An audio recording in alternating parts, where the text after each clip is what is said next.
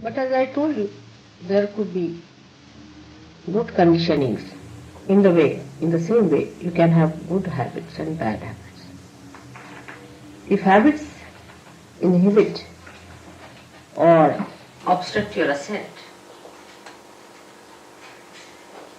they also can help to stabilize you.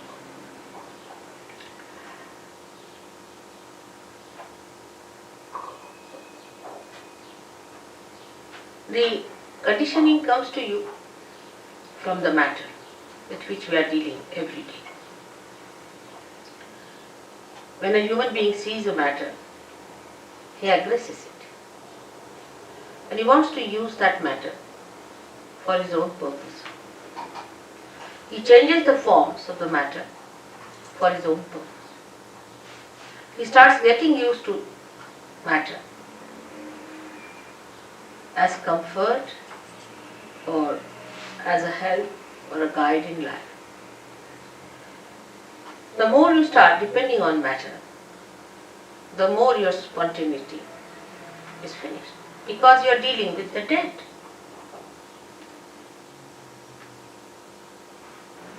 Matter, when it is dead, then only we deal with it. When it is living, we are not so much bothered about it. So the deadness of that matter settles within us when we start using that matter for our purpose. But how are we to otherwise exist is the question people can ask if God has given us these material things and this matter to be used. Are we not supposed to use them? And are we not supposed to enjoy them? But we don't enjoy really. Before realization, you cannot enjoy any matter. You can only form a habit and may become a slave of that matter before realization. It's a fundamental principle of economics that wants in general are never satiable.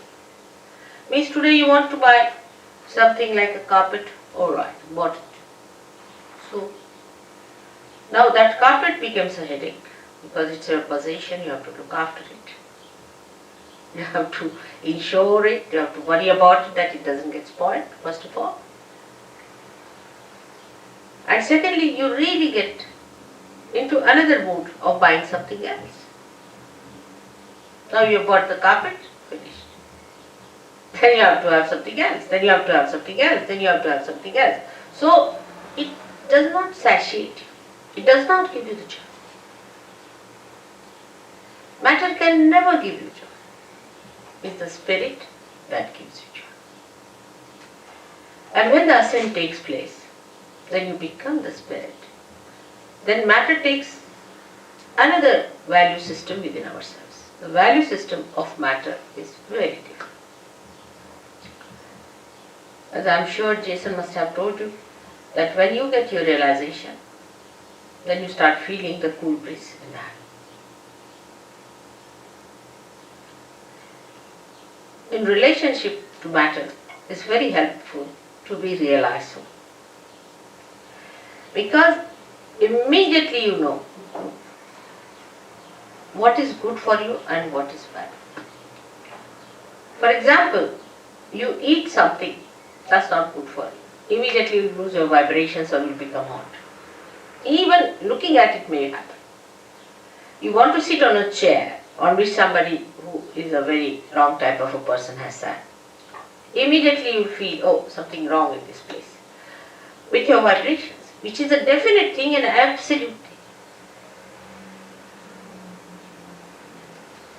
And this conditioning can only be over. These habits can be overcome only if you become the spirit. Because spirit is always dominated by the matter.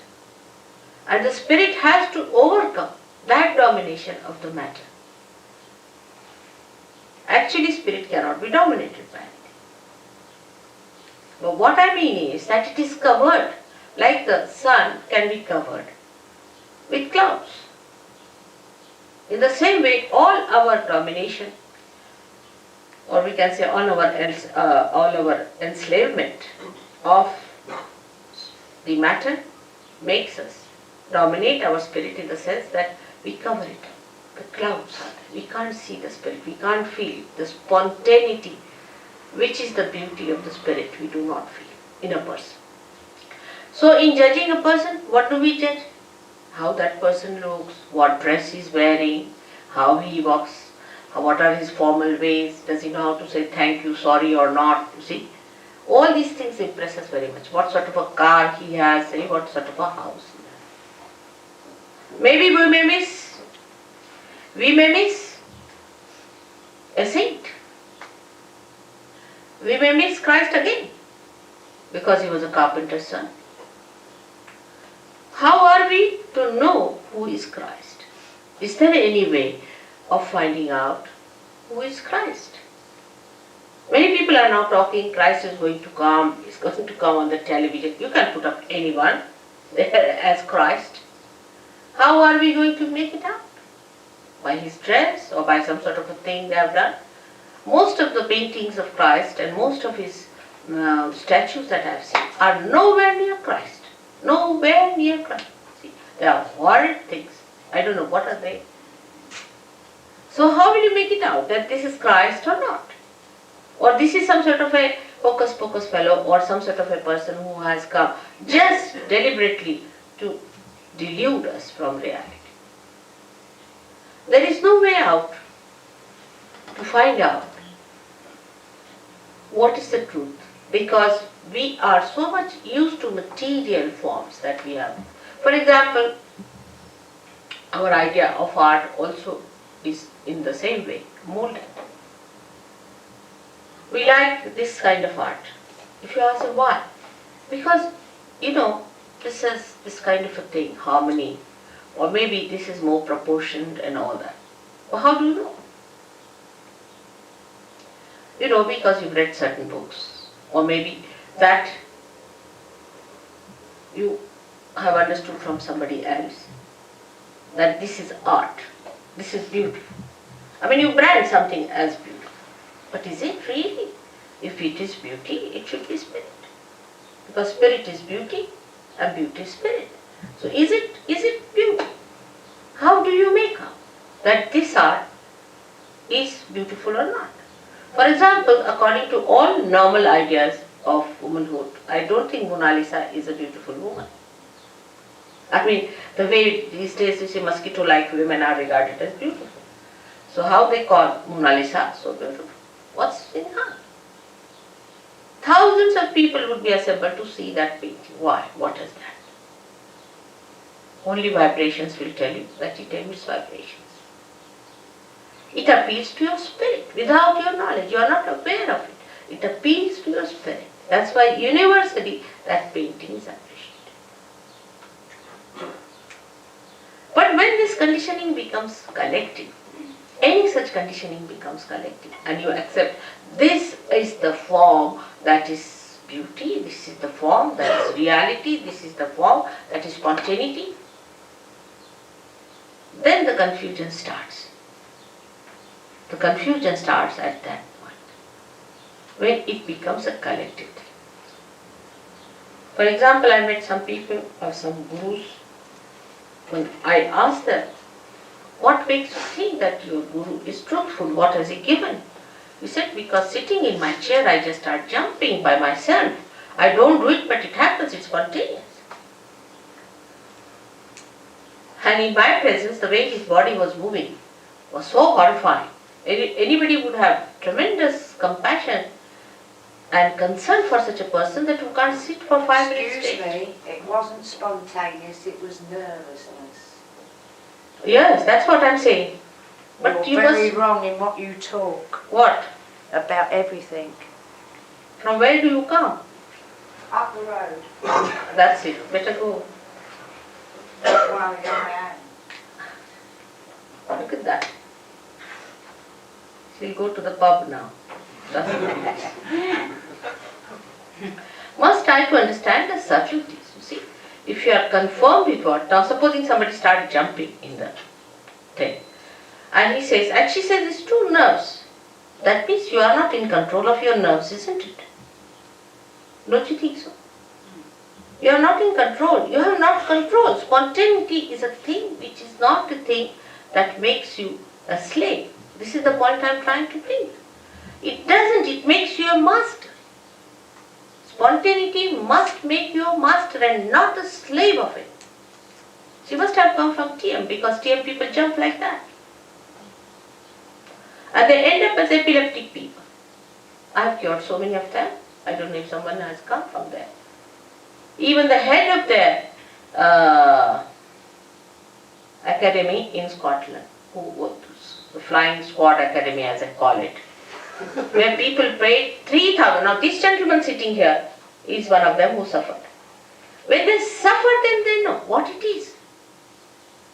The other day we saw somebody with epilepsy of such frequency, the poor child, he was hardly 26 years of age, young man, supposed to enjoy his life, was going into such trauma you can't imagine.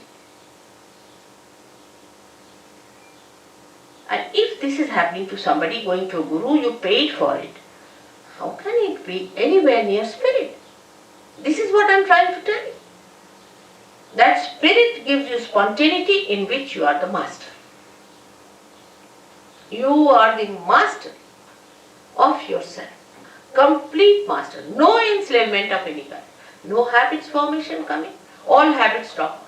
You become so spontaneous that I don't have to tell you. You just drop out all habits. And you become a master of yourself. That should happen to you.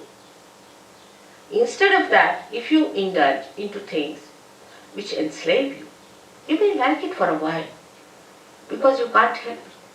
But if you really sit down, you will know that it's not the thing that you wanted. You wanted to be the master of yourself. Now here in this map, as is shown, we have two powers, left and right powers. The left power is the power that gives us condition. Left side, the subconscious, the collective subconscious. That gives us the condition. Now if you try to deny all that, then the right side is even worse. It gives us action, but with action we can become very ego-oriented. So both ways it can be troublesome.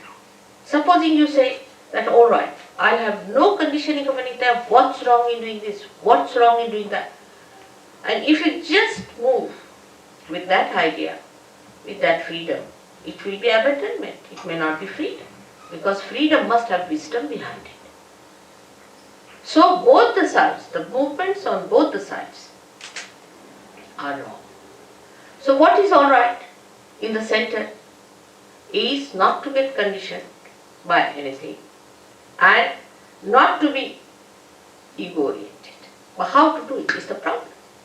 The problem is how to do it. To be spontaneous is to be absolutely free. Now I would consider these two powers as say a brake and an accelerator in a car. Now you use both the powers. You use the brake first, you use the accelerator, you try to control these two powers. But first of all, it is difficult to understand how you to use these powers. Gradually with practice you know how to drive the car, you become the good driver. After becoming the good driver, still you are not the master of the driver. But then you become the master. So today the master within us is the spirit. But before realization, we are not the master. Because the master has not come in our conscious mind. It is not expressing in our conscious mind, in the sense that we are not empowered by its powers. The spirit exists, it has its own powers, but we haven't felt those powers within us. Once we feel the powers of the spirit, we are empowered by our own powers which are there. The powers are within us. These are our own powers. We don't have to borrow from anyone, ask from anyone, they are in ourselves. The spirit is within us. Only thing that spirit has to give light in our consciousness. It has to come in our consciousness. is, in simple medical terminology, we can say that the spirit must manifest itself in our central nervous system. In our central nervous system. So that we should know what we are doing. Not that we start just jumping on the chair, or some people said, oh, you just start doing it. It is hypnosis. It's not correct. You are not in conscious mind. You are doing it out of hypnosis. Hypnosis may be coming from outside force. It's not your force, your awareness, your understanding, your power. It is somebody else's because you are not doing it. As matter has a power to overpower us, in the same way, there are some material things, I should say, which are very dangerous, which are placed. For example, now cancer. Take cancer. Cancer overpowers. It's a very serious thing. Cancer overpowers you. You cannot overpower cancer. Take a very concrete example. Now, how is it caused? Doctor says this way, that way.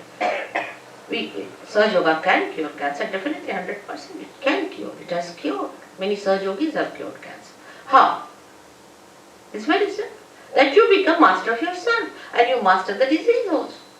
You master everything. Because the master is within you. It has not come in your conscious mind. It's the only link is left. And when that happens, yoga takes place, union takes place. We should now completely keep ourselves limited to self-realization. About God, I'll tell you next time. Self-realization means to bring your spirit into your conscious mind. Now, how cancer is caused? Let's see here. What happens? It is caused by left-sided activity.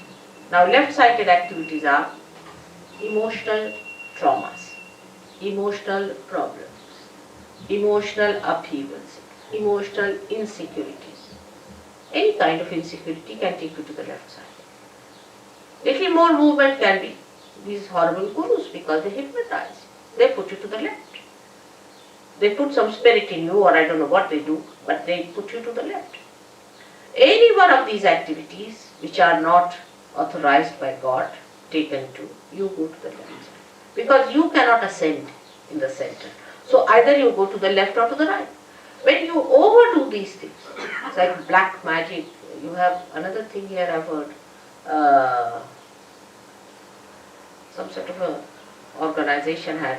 And the fellow, you see, he used to, everything he saw moving in the house, he came to SahajaYoga and his water jug was moving there and this was moving there, and he couldn't explain what was happening in his room. He was sitting down and he found something moving from here to here. It happens. What is that? What is that doing this kind of a thing which you cannot control? Again we come to the same. Something you cannot control. So you enter into the realm where you are controlled and you are not under your control. And that realm, when you enter in, I have always seen all the cancer patients are the ones affected by this. Most surprising. They are not aware. They do not know how they get into it.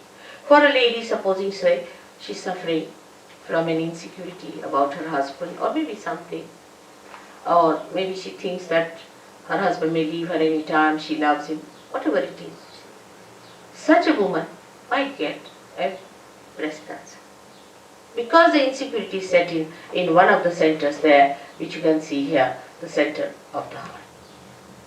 Center heart as we call it. Now if this center goes out of order, if a woman feels insecure for anything whatsoever, she is capable, she is vulnerable to be attacked and she can get into cancer. So we have to understand life in totality and not in one way. The total impact of life, the total effect of life, the total relationship with life must be understood. Now no doctor knows this. Will he know? When he treats a patient for the, say, breast cancer, will he know that this lady is insecure? There's another disease, anorexia. Many girls suffer from it. They don't just eat, they just give up eating. Now, you do not know why it happens. Doctors can't cure it. Nobody can cure it. What is the reason? The relationship of a girl, of a daughter with a father. Say father dies and the daughter doesn't see the father. Or in heart she loves her father but she doesn't express it. Or there's some bad relationship that comes between the father and the daughter. You get this double anorexia. You'll be amazed. But it is impossible for doctors to get it. We have some doctors sitting here. It is impossible for any medical science to go near. Because they do not see a human being in its totality. It's a very delicate instrument God has created. The way we are harsh with others, the way we sometimes try to trouble others, try to make others feel insecure, are unfair, unjust. Without our knowledge, we really give them a tremendous insecurity. And such insecurities can work out incurable diseases of which we are not aware. So to understand the totality, what should happen to us? We should achieve that state where we can see the totality. Like if I have to see now, for example, the whole of Brighton, what should I do? I should go on a plane and see it from that height. I can see the whole. In the same way, in your awareness, in your understanding, you should rise to that point from where you can see the whole. If you cannot see the whole, the partial vision, or we can say a little that you see, can create confusion, can create problems, and some of them could be of a very, very serious nature. Because as human beings, we do not know what are we. This is the greatest problem of human beings, that they say, I don't like it. Now which one is this I? Is that your spirit or is that your ego? What is the part that is not liking it? Or is it your conditioning because you are brought up in a particular way so you don't like this? Which part of you is not liking it? And you will be amazed that it is not your spirit. Because if spirit likes, how will you know? It's only through your vibrations. When you can feel the vibrations, then only you will say, yes, my spirit likes it, because the vibrations are emitted. So we are still in a transition state as human beings. We have not achieved that state which is called as the state of self-realization, where you become the spirit. The becoming is the point. When you become the spirit, you know what you like. You really know what you really like. Because you are now the reality. You are not any conditioning. You are no more any ego, but you are what you are really, and that is your spirit. And surprisingly, this spirit is a collective being. It's no artificial collectivity within us. That also, all right, we belong to all Brighton, so we are one, or we belong to one street, so we are one. It's not like that. But it's something that you are, absolutely, you are a collective being. And you start feeling that collectivity within you, with these different centers working it out. And you can feel it, others. You can feel others on your fingertips, can you believe? In the Bible it's written that your hands will speak. The description of these days is that your hands will speak. Why not people go and find out what does it happen? How can your hands speak? This is what happens, that on your fingertips you start feeling and understanding what is reality, what is beauty, what is joy, what is love. This is the left side which we get, and ultimately with these left side problems we get physical pains. It's very painful to have left sided problems. very, very painful. The pain cannot be explained, no one can understand, nobody can cure it, you can't tell anyone, and people think that you are fussing, they give you psychological treatments. You just don't understand why this pain is within you. And this pain comes to you from left side, the subconscious. Beyond the subconscious is the collective subconscious. And this collective subconscious is the one where whatever is created from the beginning up to today in the creation is within.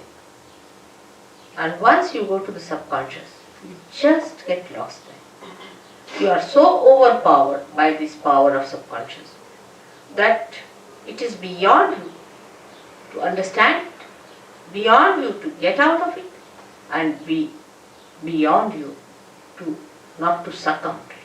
And it goes on increasing. Like I asked some people, why did you go on doing it? When you knew that you were not doing it, somebody else was doing it, still why did you continue to do it? They said, Mother, we were under a blanket. It was darkness. We didn't know where we were moving. And we were just going on and on and on. And as I told you last time, feeling guilty is the biggest blockade. It's the biggest blockade. Because once you start feeling guilty, that the center on the left gets blocked and it's very difficult. And you don't know why you are feeling guilty. All the time you are feeling guilty, but you don't know why you are feeling guilty. Why these ideas of guilt are coming to you. That this feeling of guilt keeps you away from joy, from enjoying anything, from being spontaneous. Why? And this explains why we sometimes are miserable for nothing. Actually, God has not created us to be miserable. He has made us so beautifully, so carefully. He has created us with such love and compassion not to make us feel miserable, not for anything. He doesn't give us any diseases, no problems. But we have done these things to ourselves by going to extremes on the left or the right. As I am today talking about only on the left, I would say that to feel miserable for nothing at all is also wrong, is being unjust to yourself. The people who are left-sided must know that they are the spirit, that they are that beauty which has to come, which has to express itself, that they are not the people who have to suffer all the time and to live like miserable people. They are not. But because they take so much upon themselves, bear so much upon themselves, they become like that.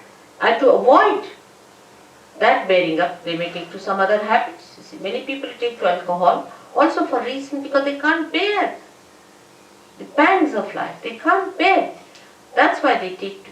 But once the spirit is awakened within you, you become so strong. You become so joyous, so spontaneous that all these things drop on. All those things, so-called diseases, so-called habits, just drop on. And you become a new, blooming personality. Now, the basics of having this center within you, you can blame God for that. Why did He give us these centers on the left-hand side? What was the need? He should not have given us these left-sided ones. So we would have been just in the center to go. But the trouble is, the human beings have to know in their own freedom how to deal with themselves. They have to learn little hard way, the wisdom. They have to know by going to extremes, we have suffered. They have to realize it.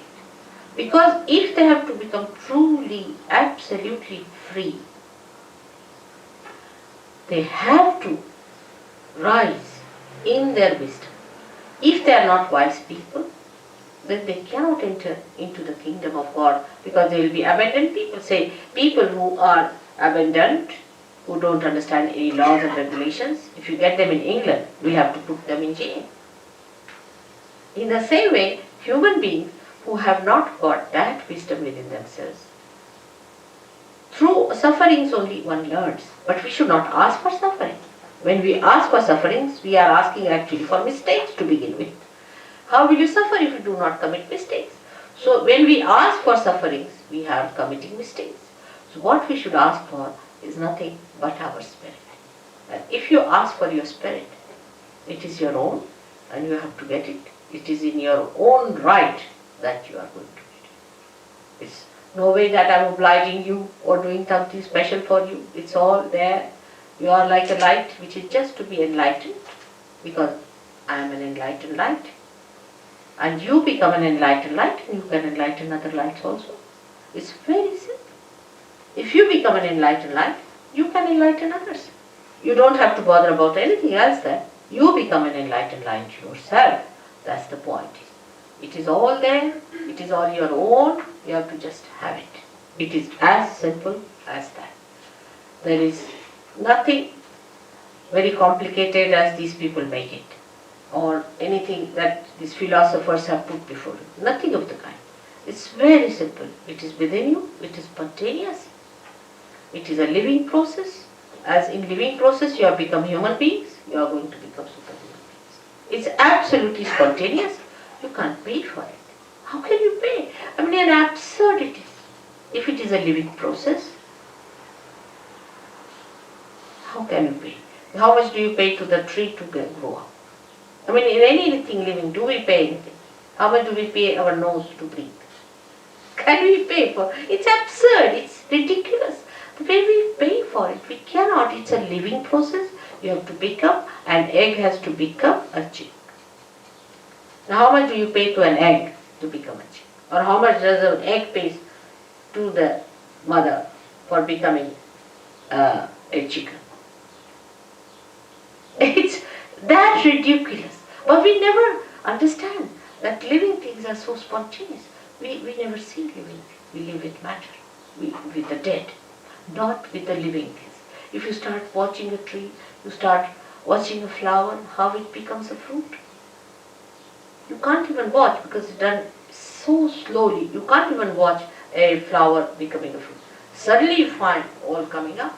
Like when I came to London from India, I found all the trees were bare. Absolutely like dry sticks. Absolutely like dry sticks. Within a week, what I find is the green coming. Within the second week, it was all lush. Can't believe it. We never even notice. We take it for granted. It's happening. How does it happen? It's a miraculous thing. If you see it is miraculous, how these flowers, for example, the particular flowers are only on a particular tree, another are on another tree. How does it happen? Who chooses them? Who puts them in proper shape? Who organizes all that? And this is what one has to realize. And that is the all-pervading power of God that does all the living work. And once you become that, the spirit, then this power starts flowing through. You feel the power through you, as Christ was touched and he said some power has gone to someone. Like that. You just become a medium of that power flowing. But you are empowered to maneuver it, to manage it, to understand it. You know completely about it. You know how to give it. You know how to work it out. You know how to cure others, cure yourself. You know the complete working of your machinery. Apart from that, you get the power to overcome all the problems of your own machinery also. It's so fantastic. The whole thing sounds very fantastic because we have never seen this before. But to us it doesn't sound fantastic when we see all these flowers suddenly turning into fruits. It doesn't sound. But we see human beings turning into fruits. Then it sounds very fantastic. How can that be? It has never happened before. Only one person would get realization, and it was such a difficult thing and nobody got it. How is it today? I say it is the blossom time which is being promised, which has been already prophesied. Even a great poet in your country, William Blake, has prophesied it. He said these times will come when men of God will become prophets. And these prophets will have power to make other prophets. I mean, nobody could be more precise than Blake, I tell you. You are so great to say this will happen, and this is what we have to expect when we go to anybody for seeking. Have you become prophets? And what is a prophet? Prophet is a person who is a collective being and who knows all about it. Who is the master? We call prophet a master. And that's what you have to become, the master.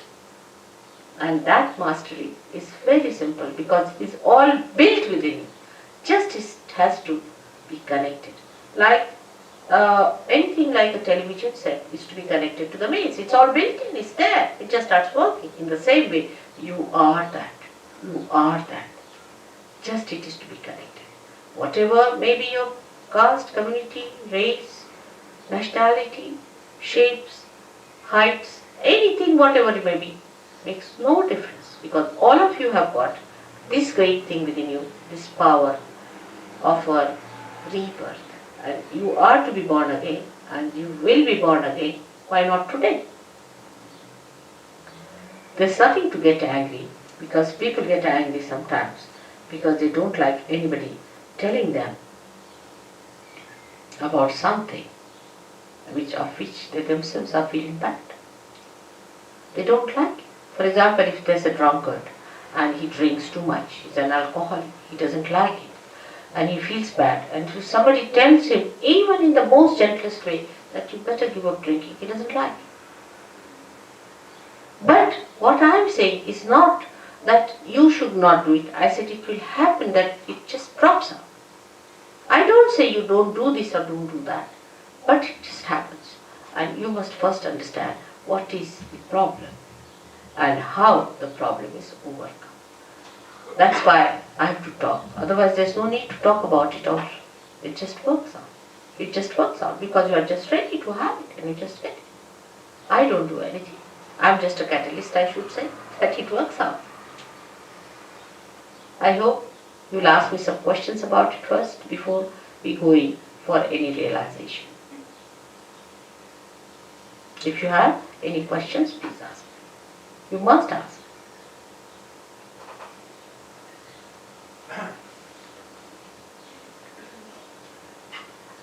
Yes? Is there any difference to what you understand it as saying and to what, say, Guru Maharaji? Who? Guru Maharaji. No. I'll tell you one thing.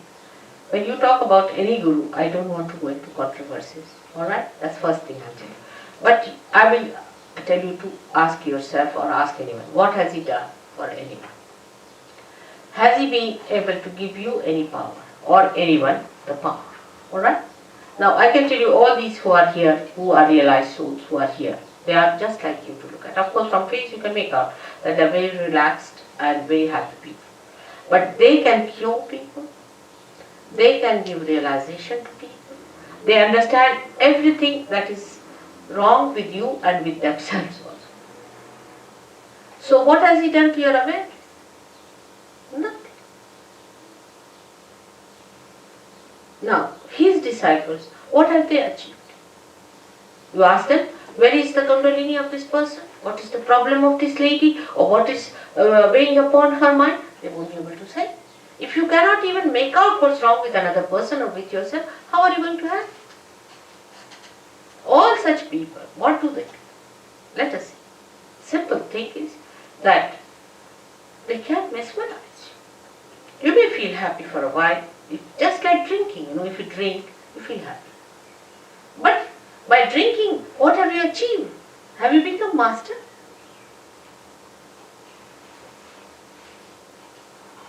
All of them are like that. You see, and this gentleman is so obviously, because he asked for Rolls Royce. What is a Rolls Royce for a prophet? I mean, what does it matter? You see, my point is, this is so obvious. I mean, this is so logically obvious. First of all, anybody who takes money from you is a parasite. Simple as that. And to ask for Rolls Royce, of all the things, so you see, you have got Christ. You can see from Christ's life. Will you care for your Rolls Royces? To such a person, he's a king. He doesn't bother. Whether he has a Rolls Royce or not, whether he sleeps on the ground or not, it makes no difference. Such a person doesn't care for anything. Because he is in comfort. He's got his own comfort. He is a man of self-respect. Do you think will he ask for anything whatsoever? I mean, it's so obvious. For you people, it is so obvious. But when I talk to some people of this guru, the particular one you are telling me, they said, Mother, we give him the metal and he gives us the spirit. Can there be an exchange? Can you purchase your spirit? Use your logic. Alright? God has given us brains to understand. Logically we can understand. Can you purchase the spirit? Isn't it so simple? We can't pay for it, my child.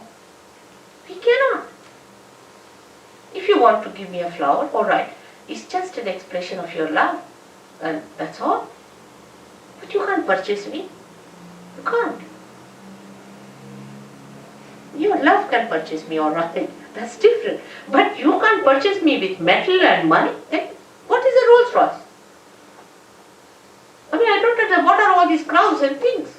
What are they good for? They don't give you joy. Go and ask the people who wear the crowns. Yes, the other day I was with a statue, poor thing. She was so miserable. Yes, she was. I tried to sort of put her down, her vibrations. She was very miserable. We were just across the table talking to each other. And what I was doing was to balance her, poor thing. She's very upset. So you must understand, you are two simple people. You are seekers of ancient times. You are not seekers of today. You are seekers of ancient times. And this time has been promised to you before also. And now you have to fight it. Now you must keep your logic straightforward. I mean, anybody you ask for Rolls Royce, I mean, this is one of the stark examples I would say, cannot be a guru. Is a stark example, absolutely, one of the. But there are subtler ones. He's not so subtle. You will get out of it in no time. I know all of you. But the subtler ones are even worse. Some of them may not even ask for money. May not. I don't know of any, but there may be some. Because I heard about someone who doesn't now take money in India. He has made money here and now he's gone to India and he doesn't take money from them. But the one who has really not taken money, one person whom I know, has been using women.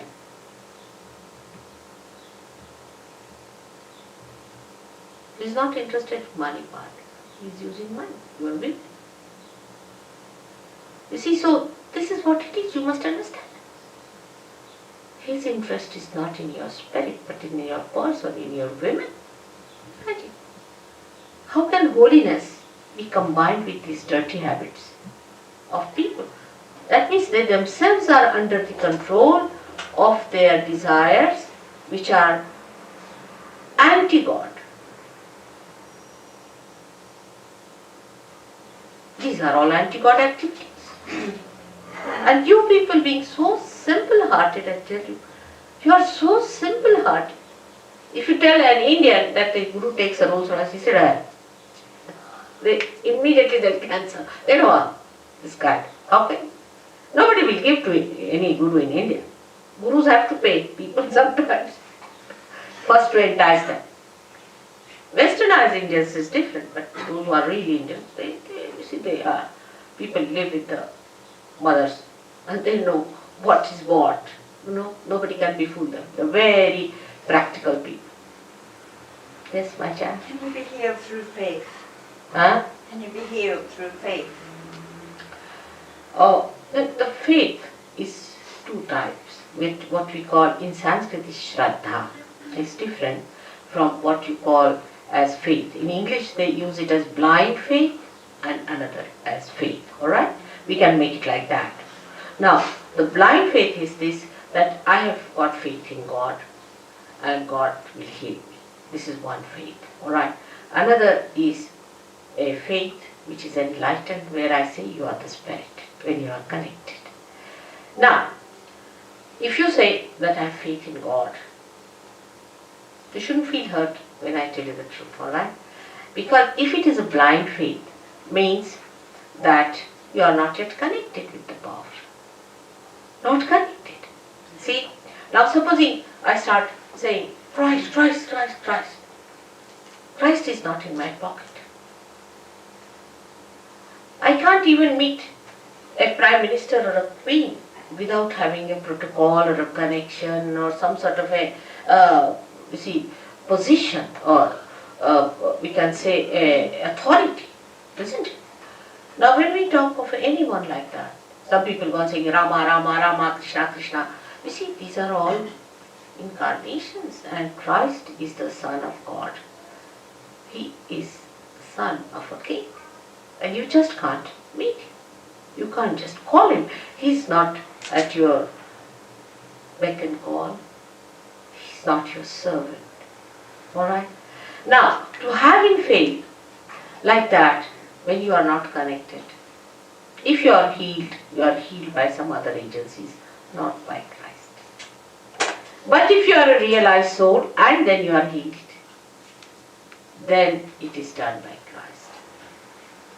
I'll tell you a difference, a very clear-cut difference of healing. We have in England, I don't know now if you have that one, it's an organization called International Curative Center of late Dr. Lang. Now this Dr. Lang was dead. I mean, he was late. But he had a curative center. You see, and this gentleman died, and he possessed a man in Vietnam, a soldier, not his own son, but a soldier. Now this soldier was told by this fellow, I mean they are very honest people, being English they are honest and they tell the truth. You see, they don't say that we do it through God or anything. So he told that there are many doctors, I hope the doctors won't mind, who have died and who were very ambitious, are still wanting to cure people. And he should go back to my son and tell him all the story that I have come in you, and my son will believe. So he said, how will he believe me? He said, no, I will tell you some secrets which only he and me, both of us, share. So he'll definitely believe. So this fellow agreed. He was a very healthy fellow. Actually this spirit entered into him when he got into a certain shock. Something he saw shocked him in the war, and this spirit entered. And he was carried by that spirit somehow or other to England, where he met his son, and he told the whole story. And the son had to believe because he knew so many secrets. And they started this curative set. Now how do I come to know of late Mr. Lang? Is the thing. They cured a lady who was in India. Long time back, it was 1970, I'm telling you. And she came to see me, and she was all shaking, she's like this. I said, what's this? She said, I was sick with a certain disease, and I was afraid of an operation.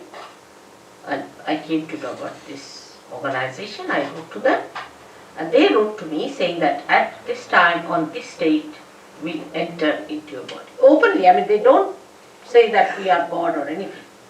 We'll enter into your body, and you'll feel a little shaking, doesn't matter, and you sleep off, and we'll work it out. And she said, I got cured of that disease.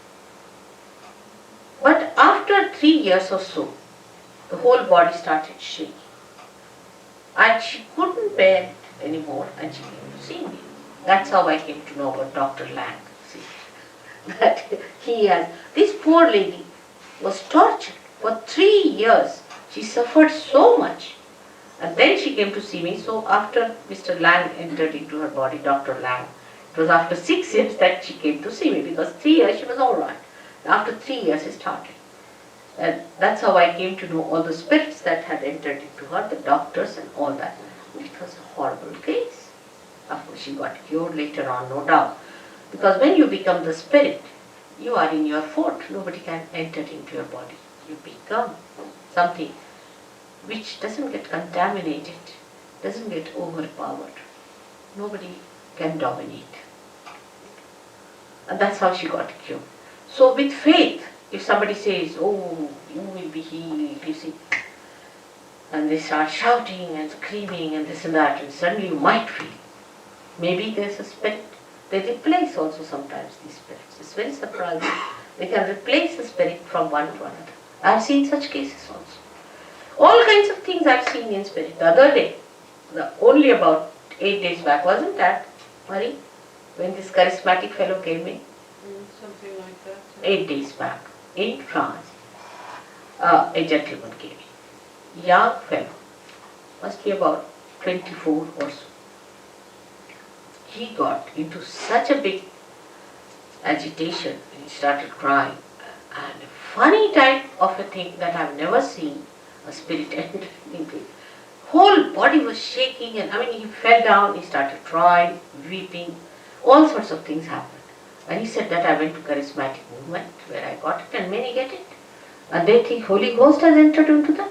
Now just imagine, how can Holy Ghost make you miserable? I don't know from where these ideas come in.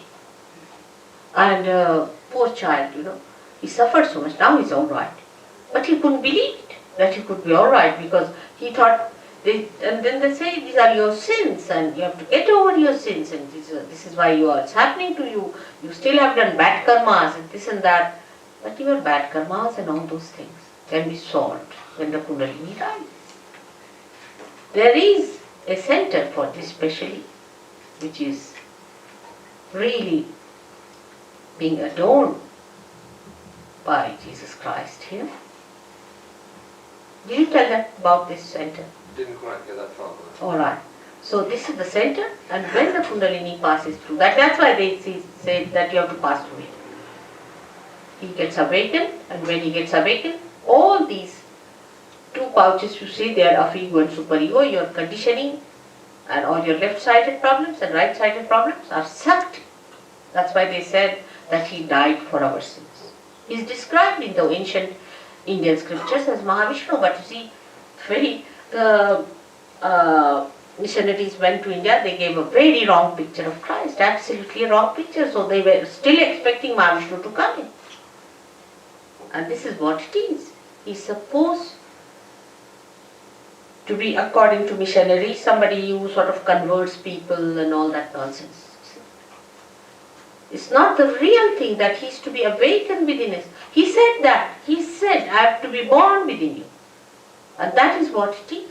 When Kundalini rises, she awakens that center within us, and all our conditionings and egos are sucked in. A space is created here in the fontanelle bone area through which the Kundalini comes in, and you can feel the cool breeze from your head coming out. That's what it is. And you feel it in your hand. It's not just that you are mad after someone. It's not like that. It's not that way, you see. Nothing of that kind. You become a self-respecting, normal, dignified personality of great spiritual value, which you are. Alright? So this is what faith is and what is blind faith is. Yes, my child? It seems very difficult, the concept that self-realization doesn't involve some personal effort. Can it really come to anybody irrespective of how materialistic they are?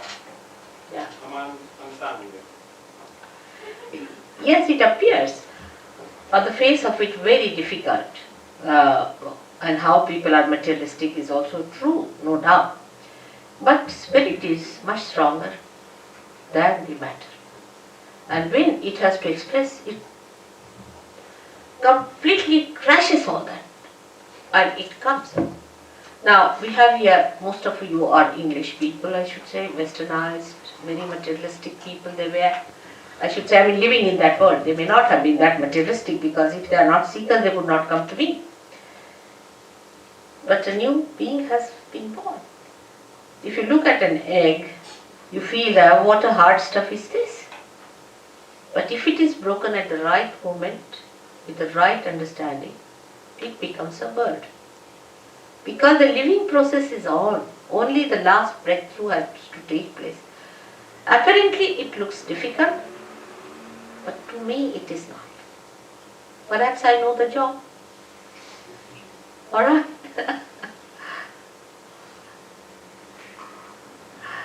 Yes, it looks, people have said all kinds of things about Kundalini also. I must say, some books I have seen have horrified. You see, if you don't know the job, everything, supposing somebody doesn't know how to drive a car, you see, and he gets into the car, the way he described it would be horrifying. You'd never get near a car, isn't it? It's like that.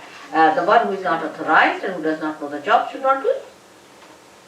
But that's what happens to you, that you become the spirit, you become your own master, and you become the master of this art. The master of this art. Yes, my child? You made reference to hypnosis earlier, and you also said of yourself that you regarded yourself to be a catalyst in... I couldn't hear you. Can't you, what did you say? You mentioned hypnosis earlier, Mother. and What? You mentioned hypnosis earlier, and you also said that you regarded yourself as a catalyst. Did you want to... Don't you think that the hypnotist also regards themselves Yes, very as a true. catalyst? Yes, no doubt. As the person themselves? Yes, that's true, but the difference is this, that a hypnotist brings you under his power. He doesn't give you any power or no new dimension to your awareness. You see, there's a tremendous difference between the two. You see, you have got your own power within you. Say for example, alright, your spirit there. Now I am a catalyst. You see, you can use a spoon for giving a poison or could use it for giving the nectar. Alright?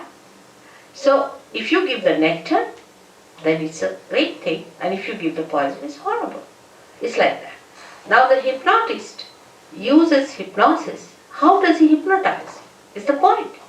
What he does is to push you into your subconscious, into your collective subconscious, where he overpowers you. You are under his power. He says, you become like a child, you become like a child. You suck a little bottle, you do it. What's all this? But here you become the spirit in the sense that you become collectively conscious. It's no hypnosis, because you yourself can feel it. Now say example, you take 10 children who are realized souls. There are some children who are realized souls, even little children. And you take them near a person who is suffering from some trouble, alright? Now you tie up their eyes and ask them, what's the problem of this gentleman? They will raise the same fingers, all of them will raise the same fingers saying, this is burning. You see, because the sensation you feel, of burning, of numbness, or of cool breeze, a new awareness of a vibratory nature is born within you, not with hypnosis. On the contrary, after hypnosis you feel so dead and finished, as if somebody has been riding your horse. It's just the other way now. And you start growing into you and understanding. You can cure people, you understand what are the centers that are catching. You understand what are the centers of another person that are catching. In the beginning, sometimes people have confusion, I've seen, that they don't know whether these are my centers or your centers. But we have ways and methods by which you can discriminate. You can see which are your centers catching and which are the centers of the other person catching. You also know how to get them all right. You also know how to give realization to others and to empower them with their own powers. It's just the opposite. But catalyst could be horrifying and catalyst could be just heavenly.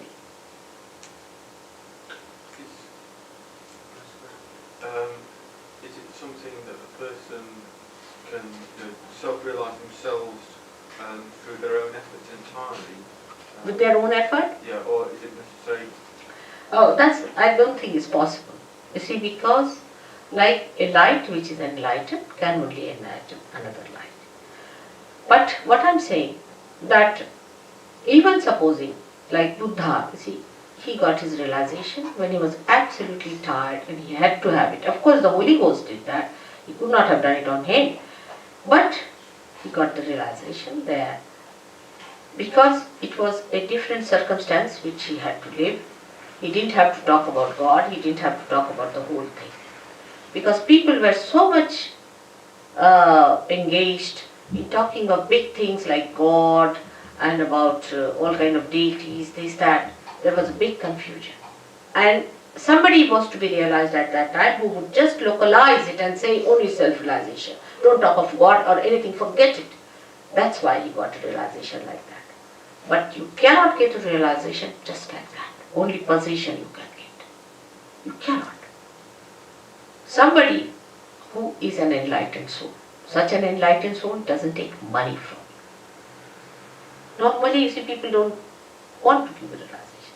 99% those who are really realized, they'll throw stones at you, they won't have anything to do because their experiences of human beings are horrifying. If you go and talk to them, they'll tell me, they've told me that wait for 12 years. See, mother, they will all finish you off, they'll kill you, they'll do this. It's very venturesome to deal with human beings because they'll be very egoistical and they will never accept. But if you take like this, like somebody who knows is a head, isn't it? And realization is not possible. It's not possible to be done by yourself. It's not possible. Because if say a candle which is not enlightened wants to get itself enlightened, the light has to be brought. It's so simple as that. But one should not feel bad about it actually.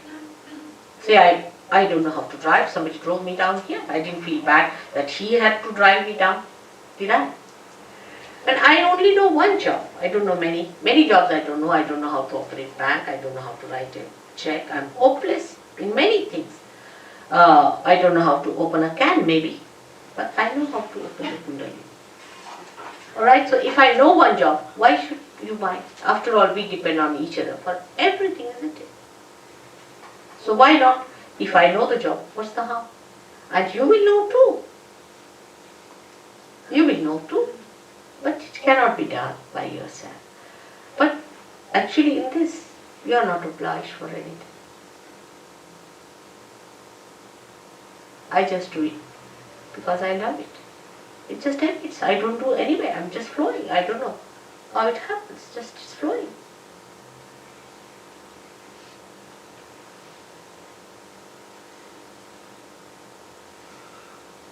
I just love for love's sake. Just, we can't believe such a person can exist. But I do really, I am like that. Sometimes you might even, some of the surgeons do feel that I'm too compassionate. And that I should be rather strict with people and things like that. So they come and tell me some wisdom about it.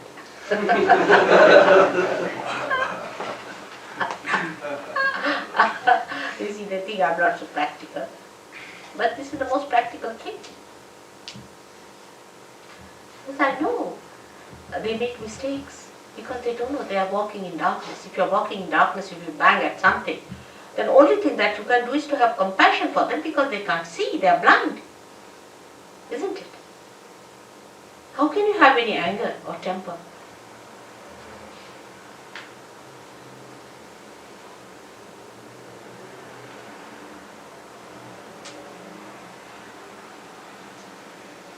And moreover, I would request you not to have any misidentifications with anyone whatsoever. You have to get to your spirit. That's the main thing. If you still think of somebody, see, like the lady, I don't know, somebody might have sent her here. Maybe, I don't know why she got angry. I didn't say anything to hurt her. Maybe she's possessed. I don't know why she got angry. But she just got up and just walked off saying that you are telling everything lies. Why should I tell you lies? I don't have to get anything out of it. But why it happens? Because she's not sensitive. She's not sensitive to divinity.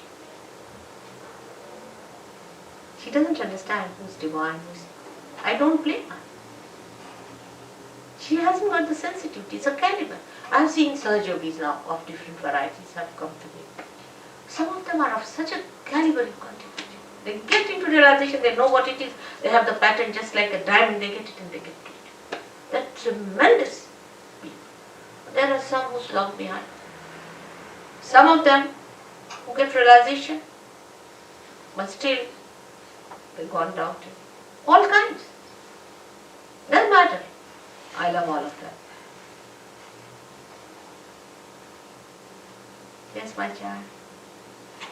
Supposing we did pretty awful things in this life, like What's it? supposing before realization that got really bad things, which was like supposedly we were just really nasty and we gave everybody cancer then or something like that. After realisation, He's a SahajaYogi. In the process. Huh? So what is he talking now? Well, I'm just saying, with the effects of our karma, would it go away, or would we still get it, and also our realisation? What did he say, Ray? He's saying, Mother, if before realisation we were such a horrible person that we gave cancer to everybody we met, or something like this, after realisation, does the effects of that get taken away, or what happens? Yeah. I know so many things have happened. We had somebody in Brighton, you remember, he's here now, I think, who was drunk when he came in. He was very angry with me, you see, to begin with. He said, how can I get rid of this stuff? I can't believe you and all that. And he's all right, perfectly all right. His change is so beautiful, you can't. Is he there? That's right. And we got this.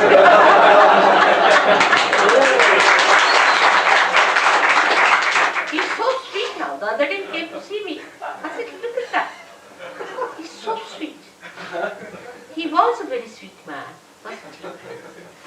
But something had put him up, made him upset, you see, that he had become alcoholic. It's all right. And the compassion can only make you understand this. That there's a reason for this. He is a very sweet person, very sweet person, no doubt. But something had gone wrong with him. It's all right. So this happened. It's true. SahajaYogis realize this. Some, of course, I must say, would a little bit. Doesn't matter. They'll come. All of them will come. I'm sure of.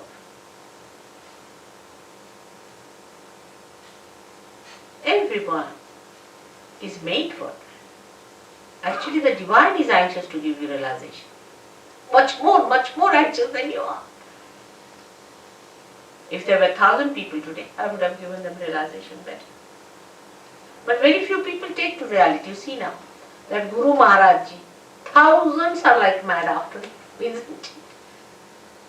But he's given nothing to them, poor things. But for reality, there are very few. Like the other day, somebody asked me a question, Mother, why don't you do it to everyone? I said, where are the everyone? Let me see. Where are they? In this Brighton, how many there are? How many are here? Alright? That's the problem. It takes time for people to love reality. It takes time. It's such a beautiful thing. And even they get realized, then they drop out, you see. But oh, I'm all right now, I'm all right. After 1 year they'll appear. That's not the way. You have to master this art. Absolutely master it. It is all free. Absolutely free. Now, they are all sitting down here, they can say that. Will you talk a bit more about self-realization and what's necessary to enhance that? Yes. I will be in my next lecture, one by one. Now I'm talking to the left side, the right side, and then the center, and then also, of course, about the spelling. Definitely, 100 times. That's what I have to do. But gradually I have to build you up. Alright? I will, definitely. You won't believe. I think I've given 500 lectures already in London, at least. And it doesn't end. Every time they say, last time I spoke, they said, Mother, it was absolutely a new dimension you talked about. I don't know. Gary told me first time he touched his vibration so much with my lecture, I don't know what I touched him so much. Yes, it's surprising. He's from Australia. Australians, doing well. Very fast work. So, all the questions are over now. Should we have it? What of karma? Huh? What are they called karma? Karmas. Yeah. Karmas are when you do any work or anything with your right side action, then the effects of that accumulate within you as an ego, because you think you are doing it. Actually, we don't do anything substantial. What we do is a dead work. Like as I said, we make a chair out of a dead tree. That's all we do. What work we do is an idea we have. We are doing work. What work are we doing? Can you convert this into a fruit? We can't even put fragrance into it. So this myth, you see, works as ego within us, as shown here, which I will be speaking tomorrow about, alright? And this is what is that we think we are doing this work, that work. And this ego thinks that if you have done bad work or good work, we have to suffer. You see, a tiger doesn't feel that way. If tiger has to eat, it must kill. It kills the animal, eats it, finished. It doesn't sit down and sulk, oh God, I should not have done that. I should become vegetarian. It doesn't accumulate any karmas in it, alright? But we human beings do. Why? Because we are closed people. We are closed. See here, we are closed. They are open. Whatever they do, they are not bothered. But we are bothered about what we do because we think we do. And when, as I said, the center is opened out, he sucks our karmas. And the so-called karmas are nothing but sins, you see. In a biblical language, we can call it a sin, you see. And they are all sucked by this powerful deity of Christ awakened within us. And you get beyond it because it is the ego that does the karma. When your ego is finished, what are the karmas? They are finished too.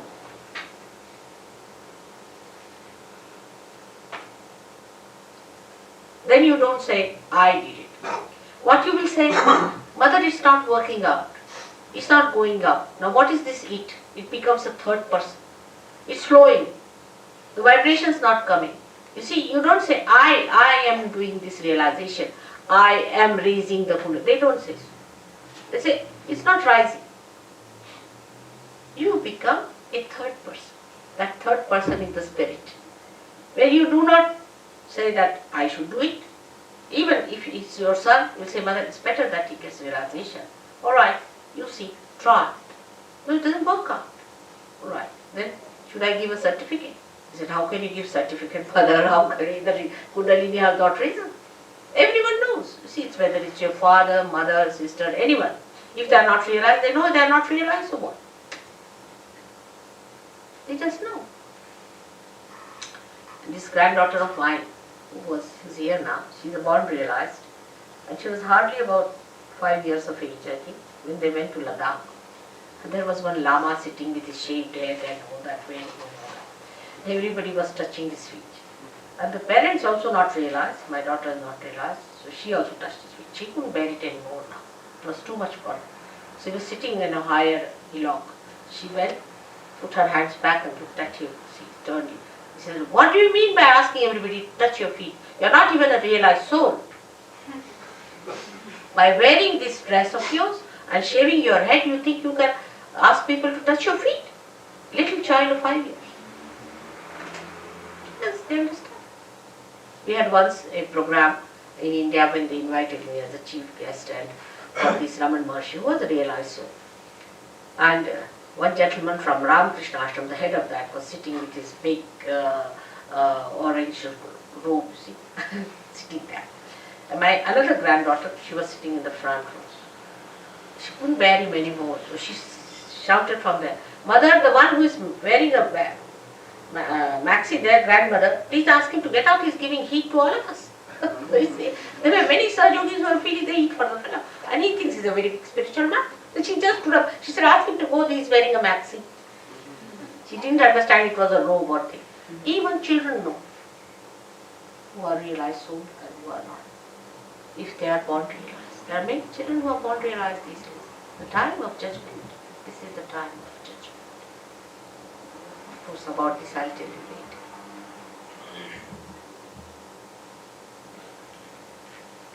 You mind if I persist in asking a question? It's all right, I don't mind. But what happens if you ask too many questions, sometimes it becomes mental activity and may delay the realization sometimes. So I would advise you, if it is not so important, better keep it out. Because you see, answering the question is only on mental level. I'm talking something much beyond. See, so it is something logically. If you have understood me, all right, let's have it. If it will work out, work out. If it will not work out, doesn't matter. I'm here for 3-4 days, and we are going to work it out. All right. So it's better to keep your mind at rest. Tell the mind you have asked many questions before. You have thought of many things. Now the time for you to receive the blessings of your own being. Alright? If you tell your mind, it will rest. It's a wonderful thing, mind is. If the mind knows what you want, and if it is the reality, it supports you and helps you very much. The same mind which can go astray. See, it's like sometimes I like a donkey. Like Christ used donkey just to suggest the mind that if you allow it to go astray, it will take you to all kinds of things. But if you control it, it takes you where you are. So just make him keep quiet. It's better to keep quiet at mind level. And that's why I answered your questions, because later on when the Kundalini is rising, at that time the mind should not stand up, isn't it, to say that I haven't asked this question. That's why, just to soothe it. There's no need, but just to soothe it down, I do. Alright? So best thing is to get your realization is the best thing. Otherwise this mind is quite a disturbing stuff. It can come at the right time when you are going to achieve your last breakthrough. It may stop. Alright? So if you have any immediate question or by which you are really oppressed, then you must ask. But if it is not so important, just give up. Is it very important? So there is Sora. He has realized this. Now, I have to just request you for one thing, if you don't mind. We have to take out our shoes, because the Mother Earth helps us a lot, see. So we have to take her help in every way possible.